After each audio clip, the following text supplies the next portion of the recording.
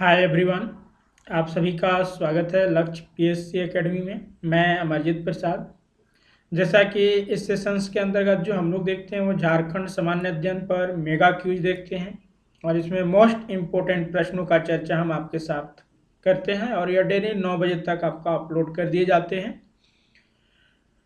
यहाँ पे आज का जो एपिसोड है वो हम लोग का 6 है। इससे पहले 5 हम लोग अब देख चुके हैं।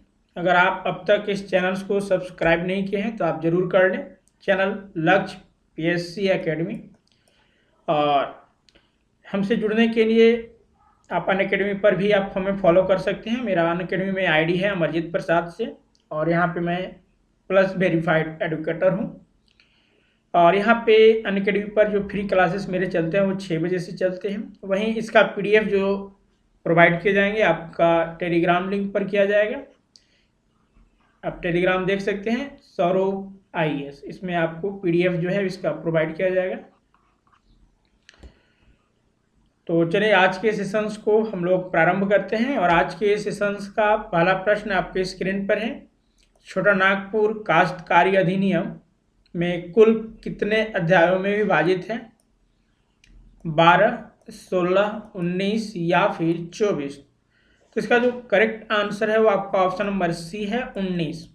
छोटा नागपुर काश्तकारी अधिनियम जो कि आपका 2008 में 1908 में पारित हुआ था। ठीक है, लागू जो छोटा नागपुर काश्तकारी ये अधिनियम यानी जिसे सीएनटी के भी नाम से जाना जाता है, यह 1908 में लागू हुआ था। इसमें कुल जो अध्याय हैं वो आपका 19 है, जबकि धाराएं अगर पूछा जाए तो धाराएं याद रखें 271 कुल इसमें धाराएं हैं। तो ये तो 3 तथ्य हमें ध्यान रखने हैं। चलिए आगे आते हैं दूसरे प्रश्न में। दूसरा प्रश्न आपकी स्क्रीन पर है। छोटा नागपुर काश्तकारी अधिनियम में प्रथम संशोधन किस वर्ष किया गया? 4 ऑप्शन है, 1900, 1920, 1856 या फिर 1928।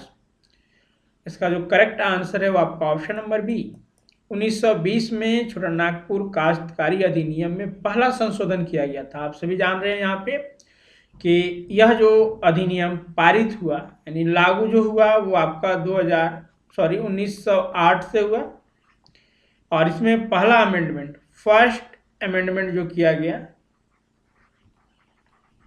यानी संशोधन वो आपका 1920 में किया गया। यहाँ पे ध्यान रखना है इस अधिनियम का प्रारूप जो तैयार किया गया था, प्रारूप कभी कभी यहाँ से पूछ दिया जाता है कि प्रारूप जो छोटा नागपुर यानी सीएनटी एक्ट का प्रारूप कब तैयार किया गया?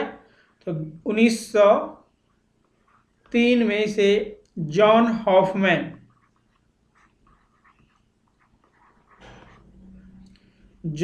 हॉफमैन के द्वारा जो है इसका प्रारूप तैयार किया गया था। 1908 में यह पारित हुआ। इसमें पहला अमेंडमेंट 1920 में हुआ और यह जो अधिनियम लाया गया था वो भारत सरकार की यानी भारतीय परिषद अधिनियम, उस समय अंग्रेजों का ही शासन था तो इनके द्वारा एक कानून लाया गया था, भारतीय परिषद अधिनियम 1982 के धारा 5 के अधीन जो था वो गवर्नर जनरल के द्वारा इस अधिनियम को पारित किया गया था। तो याद रखना है किस अधिनियम के तहत इसे पारित किया गया था, तो भारतीय परिषद अधिनियम 1982 की धारा 5 के तहत। चलिए दूसरे प्रश्न में आते हैं हम लोग। अगला प्रश्न है आपका, राज्य में झारखंड महोत्सव कब मनाया जाता है? 4 ऑप्शन है, 2017, 2018, 2019 या फिर 2020। तो झारखंड महोत्सव जो मनाया जाते आ रहा है वो 2018 से मनाए जा रहे हैं। ठीक है, 2018 से झारखंड महोत्सव। वहीं अगर आपसे पूछ दिया जाए जोहार झारखंड की शुरुआत कब हुई थी, क्योंकि जोहार झारखंड महोत्सव भी मनाया जाता है, जोहार झारखंड यह 2017 से प्रारंभ हुआ था, जबकि झारखंड महोत्सव 2018 से। इसमें काफ़ी कन्फ्यूजन रहते हैं छात्रों को, तो यहाँ पे ध्यान देना है आप लोग को। इससे संबंधित झारखंड महोत्सव से संबंधित कुछ तथ्य को देख लेते हैं। तो 31 अगस्त 2017 को झारखंड के मुख्यमंत्री रघुवर दास ने राज्य में वर्ष 2018 से प्रतिवर्ष झारखंड महोत्सव मनाए जाने की घोषणा की। ठीक है, तो घोषणा रघुवर सरकार के द्वारा, रघुवर दास के द्वारा किया गया था। और इस महोत्सव का आयोजन क्या है, यह महोत्सव जो झारखंड महोत्सव, इसके आयोजन का जो मुख्य उद्देश्य है वो झारखंड की संस्कृति से, सभ्यता और जो संस्कृति है उससे संपूर्ण विश्व को अवगत कराना है, इसका मुख्य उद्देश्य। चलिए आगे आते हैं अगले प्रश्न। ये सभी इंपॉर्टेंट प्रश्न हैं जो एग्जाम्स में आपके आने वाले जो जेपीएससी और जेएसएससी है वह उसमें के लिए काफ़ी महत्वपूर्ण है। अगला प्रश्न है आपका, गुमला में स्थित अभ्यारण्य का नाम बताएं। 4 ऑप्शन दिए गए हैं, लावालौंग अभ्यारण्य, पालकोट, कोडरमा और बेतला। तो जी हाँ, इसका सही आंसर आप लोग सोच रहे हैं, इसका जो सही आंसर है वो आपका ऑप्शन नंबर बी है, पालकोट अभ्यारण्य। ये आपका गुमला में पड़ता है। और पालकोट अभ्यारण्य की अगर बात किया जाए तो थोड़ा सा यहाँ पे हम लोग देख लेते हैं। पालकोट अभ्यारण्य, इसकी स्थापना 1990 में किया गया था। ठीक है, 1990 में। और यहाँ पे तेंदुआ हो गया, तेंदुआ जो जानवर है वो यहाँ पे काफ़ी देखने को मिलते हैं। अब यहाँ पे 3 और अभ्यारण्य जिसमें कि लावालौंग अभ्यारण्य है। यह लावालौंग अभ्यारण्य कौन से जिले में पड़ता है, तो ये चतरा जिले में पड़ता है। चतरा जिले में लावालौंग अभ्यारण्य, कोडरमा आपका कोडरमा में ही है। और बेतला अभ्यारण्य ये आपका लातेहार में, पहले पलामू में पड़ता था परंतु विभाजन के बाद ये लातेहार में पड़ता है। ठीक है, बेतला अभ्यारण्य। और बेतला अभ्यारण्य में ही आप सभी जानते हैं 1932 में जो था वो विश्व में पहली बार बाघों की गणना की गई थी। ठीक है, पहली बार बाघ की गणना की गई थी, जनगणना की गई थी।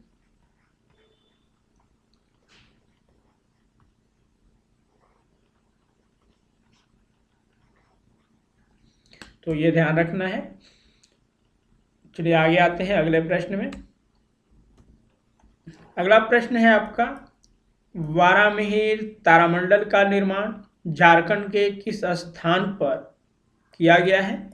4 ऑप्शन है, रांची, दुमका, साहेबगंज और जमशेदपुर।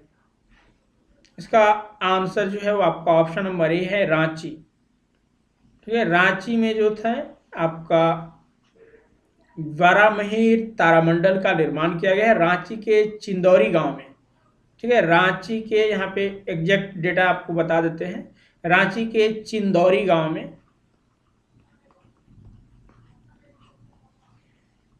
चिंदौरी में जो साइंस सेंटर है,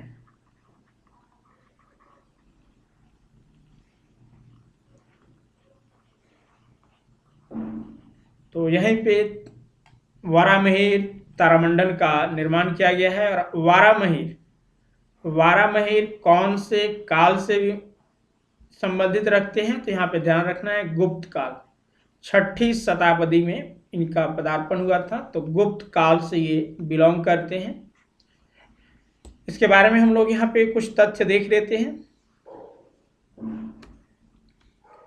तो देखिए यहाँ पे 2019 को झारखंड के मुख्यमंत्री रघुवर दास ने रांची के चिंदौरी स्थित साइंस सेंटर में इसका उद्घाटन किया। इस तारामंडल का नाम जो महान दार्शनिक और खगोल शास्त्री वारामिहिर के नाम पर रखा गया है। और जैसा कि अभी हमने बताया, वारामिहिर जो है इनका जन्म गुप्त काल में 6ठी शताब्दी में उज्जैन में हुआ था। और वारामिहिर तारामंडल ये झारखंड का अत्याधुनिक तकनीक पर आधारित एक तारामंडल है जो कि दर्शन यानी देखनीय भी है। यहाँ पे आप लोग देख सकते हैं इसके फिगर को, और काफ़ी मनोहर यहाँ पे दिखते हैं। तो ये आपके इसके बारे में है। चलिए आगे आते हैं अगले प्रश्न में। अगला प्रश्न है आपका, उद्धवा पक्षी विहार अभ्यारण्य स्थित है कहाँ पे, देवघर में, गिरिडीह, गुमला या फिर साहेबगंज। तो जी हाँ, इसका जो सही आंसर है वो आपका ऑप्शन नंबर डी है, साहेबगंज। उद्धवा पक्षी विहार अभ्यारण्य जो है वो आपका साहेबगंज में है। ये काफ़ी छोटा है, यहाँ पे पक्षियों का जो है वो उमड़ा देखने को मिलता है। और अभी खासकर जो ठंडा के दिन है तो पक्षियों का यहाँ पे प्रवास होता है।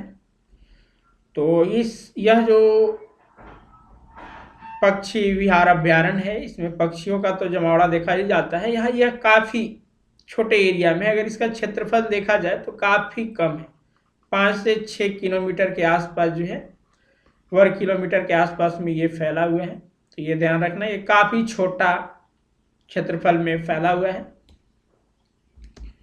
और अगला प्रश्न है आपका, पद्मा किला, पंच मंदिर, बरसोपानी, स्वर्ण जयंती पार्क, सूरज कुंड झारखंड के किस जिले में स्थित है? 4 ऑप्शन है, दुमका, बोकारो, हजारीबाग या फिर गिरिडीह। तो जी हाँ, इसका जो करेक्ट आंसर आप लोग सोच रहे हैं वही है, इसका ऑप्शन सी सही आंसर है, हजारीबाग। हजारीबाग में जो है वो पद्मा किला, पंच मंदिर, बरसोपानी, स्वर्ण जयंती पार्क, सूरज कुंड, ये सभी स्थापित है। यहाँ पे सूर्य कुंड के बारे में हम थोड़ा सा बता दें, यहाँ से प्रश्न भी पूछा गया था आपका जेपीएससी में प्रीवियस ईयर्स में कि सूर्य कुंड का जो टेम्परेचर है, यहाँ के जल का जो टेम्परेचर है वो कितना है? तो ध्यान रखना है 88.5 डिग्री सेंटीग्रेड जो है इसका टेम्परेचर है। और यह भारत का सबसे गर्म कुंड है, भारत का सबसे अधिक गर्म कुंड। तो जायज बात है कि यहाँ पे झारखंड का भी ये सबसे अधिक गर्म जल कुंड है, सबसे अधिक गर्म कुंड।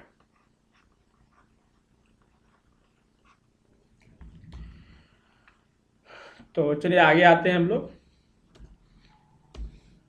अगला प्रश्न है आपका, दामोदर घाटी योजना के अंतर्गत बना हुआ कोनार डैम झारखंड राज्य के किस जिले में स्थित है? कोनार डैम के बारे में पूछा जा रहा है, धनबाद, गिरिडीह, हजारीबाग या फिर दुमका। तो इसका आंसर जो है वो आपका ऑप्शन नंबर सी है, हजारीबाग। ऐसे गिरिडीह, हजारीबाग इन सब में ये देखने को मिलता है, परंतु मुख्य रूप से अगर देखा जाए तो हजारीबाग में इसका ज़्यादा पार्ट्स आते हैं।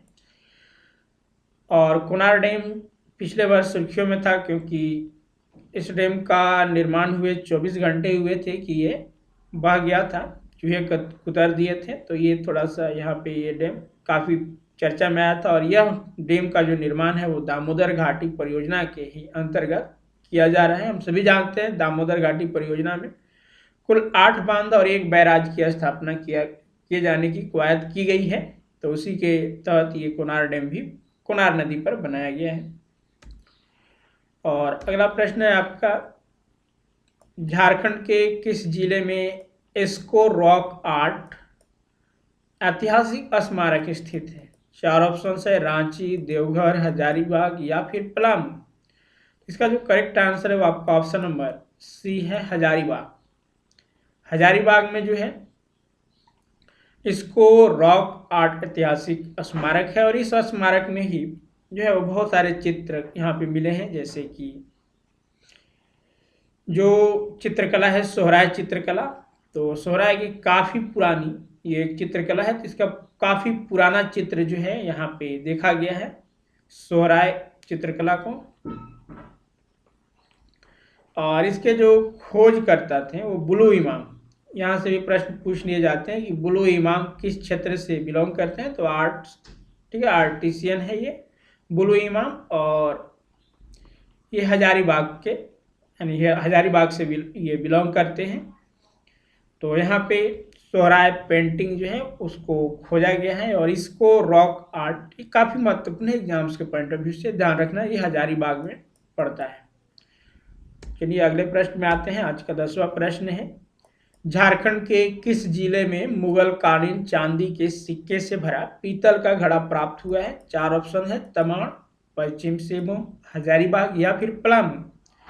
तो जी हाँ, इसका सही आंसर आपका डी है, क्योंकि ये पिछले ही वर्ष 2019 में ही ये सुर्खियों में था। ठीक है, 19-20 में, सॉरी 20 में ही, 20 के आपका इनिशियल स्टेज में ही। तो यहाँ पे मुगल कालीन जो चांदी के सिक्के प्राप्त हुए थे पलामू के जो पांकी प्रखंड है वहाँ से प्राप्त हुए थे। तो इसका सही आंसर आपका डी है। यहाँ पे देख सकते हैं एग्जैक्ट स्थान झारखंड के पलामू जिले के पांकी जो प्रखंड है उसके स्थित नावाडी गांव के जमीन समतली के दौरान यहाँ से मुगल कालीन चांदी के सिक्के से भरा एक पीतल का घड़ा प्राप्त हुआ था। तो ये आज के 10 इम्पोर्टेंट जो कि आने वाले एग्जाम्स के लिए काफ़ी महत्वपूर्ण है, इसका चर्चा हमने आपके साथ किया। ये डेली आपका क्लासेस यहाँ पे आपको लिए जाते हैं और ये आपके वीडियो जो अपलोड कर दिया जाता है वो आपके 9 बजे तक ठीक है, कर दिए जाते हैं। तो इस वीडियो को आप लोग ज़रूर देखें और साथ ही साथ शेयर भी अपने दोस्तों तक कर दें अगर वीडियो पसंद आया हो तो, और एक लाइक ज़रूर दें। और साथ ही साथ अगर आप अब तक हमारे चैनल्स को सब्सक्राइब नहीं किए हैं तो सब्सक्राइब भी कर लें। और वहीं हमसे जुड़ने के लिए आप हमें फॉलो कर सकते हैं अनअकैडमी पर भी। अनअकैडमी पर मेरा आईडी है अमरजीत प्रसाद, और यहाँ पे डेली फ्री क्लासेस 6 बजे से होते हैं। और वहीं हम आपके साथ जुड़े हुए हैं लक्ष्य PSC एकेडमी के थ्रू, और ये हमारा चैनल है, इसे भी आप लोग सब्सक्राइब कर लें। ठीक है, और वहीं PDF के लिए आप हमारे टेलीग्राम चैनल्स को ज्वाइन करें, और किसी भी जानकारी के लिए JPSC या JCC से आप इस नंबर पर हमें कांटेक्ट कर सकते हैं। तो चलिए आज के सेशंस में इतना ही। Thank you all of you.